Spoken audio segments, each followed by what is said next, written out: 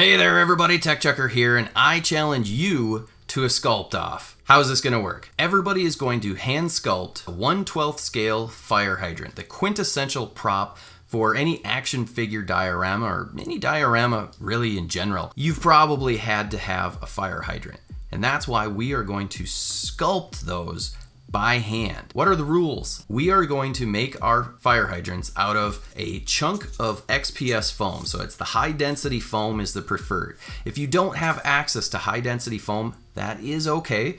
But if you do, this is what you need to use. So if all you have access to is clay or that packing foam that has the little balls, you're gonna have a harder time with that stuff, but that's okay if that's all you have available. The piece that you're going to start with is going to be a 2" by 2" by 4" piece. So that's 5 centimeters by 5 centimeters by 10 centimeters for those of you on the metric system. Like I said, it's going to be 1/12 scale, which is about 2.5 inches to 3 inches in size. So that's 6 centimeters to 8 centimeters in size. So that way then it scales with a standard Marvel Legends action figure. This is a sculpting challenge. So that means hand tools only. No power tools. So the stuff that you can use files, you can use X-Acto knives, sandpaper, all sorts of hand tools, but you can't use power tools. No drills, no 3D printers, no laser cutters, no molds, no resin pours, no epoxy, none of that. I don't want to see a 3D printed fire hydrant like this one. I want to see something that you've hand sculpted. Now you also can't use wire. I don't want you using toothpicks or anything like that holding it together, but you can use glue. If you broke off a piece or whatever and you need to glue it back together, however you want to do it, you can use glue, hot glue, Elmer's glue, you can use Mod Podge, you can use any of those sorts of glues. That's fine. Your project should not be mostly glue. It should be mostly XPS foam. Clear? Good, I hope that's clear. You can choose any style of fire hydrant as long as it is an upright pedestal style, the kind that goes on the ground, not the wall mounted kind.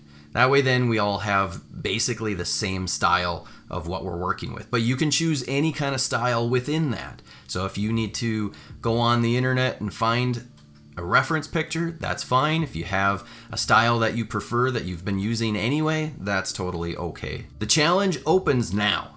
It's open now. You can get started immediately, and it's gonna go until at least October 31st. As the submissions come in, once I get 15 or more, I'm gonna start showcasing them in full This Week in Diorama episodes dedicated to the submissions. Every episode of This Week in Dioramas, I try to showcase around 15 dioramas. So we're gonna showcase around 15 entries.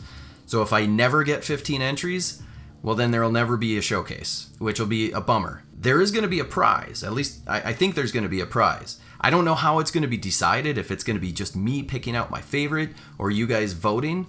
Let me know in the comments if you have an opinion in one way or the other, but it'll probably be a small gift card or something. That way then I can send it to anybody anywhere in the world. So how are you gonna submit and where do you submit is probably one of your next questions. I'm glad you asked. You've got 2 places that you can submit to. You can either submit to the Diorama HQ Facebook page, which I'll leave a link in the description, or you can do it via Instagram via a post. It needs to be a post and not a reel or a story. When you do post it, you're gonna tag it with the hashtag TWID Fire Sculpt. So again, it's hashtag TWID Fire Sculpt. That'll give me the best chance to be able to find it in the mix of all the other stuff. But there's a series of pictures that you need to take while you're sculpting your project. The first picture that you have to submit this with is a picture of your starting block. That way then we know what you've started with. Then you're also going to include 1 to 2 work in progress pictures. So it needs to be something progressed beyond this. And it could be 1 or 2 of them. It's up to you how many you want to do of that. Keep it to 1 or 2. I don't want 1,000 pictures. Your final picture that you must include is the completed project unpainted. That way then we can see that it is still foam and that it's not, all glue or anything like that. I'd also encourage you to paint your fire hydrant and then include a nice picture of it painted. But if you don't have the time, that's fine, because this is a sculpting challenge, not a painting challenge. Once you've got all those pictures ready, you're gonna upload those to either Facebook, the Diorama HQ group, or Instagram, or you can do both. That's fine if you want to do both. Like I said, once there's enough for me to do an episode, I'm going to start showcasing them.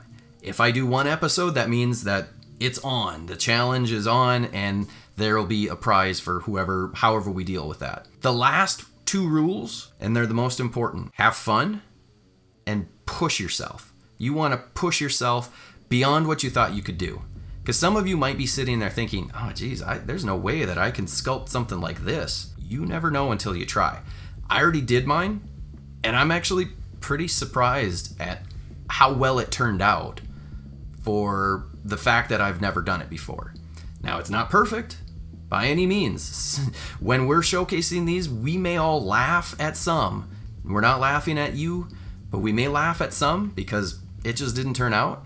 And we may be so wowed by some. And that's going to be the fun part about it. I'm working on a video that I'm going to present probably in the next week or so of my build. It took me about 4 days to complete, but that's because I was filming and I needed the family to be quiet, so I had to wait until they were in bed. I had to make sure that the air conditioner wasn't on so that the audio wasn't all messed up. So that's why it took me about 4 days. It probably take you 1 to 2 days, not including the painting because you gotta wait for it to dry. There's the challenge. I hope that you're gonna join me on this challenge.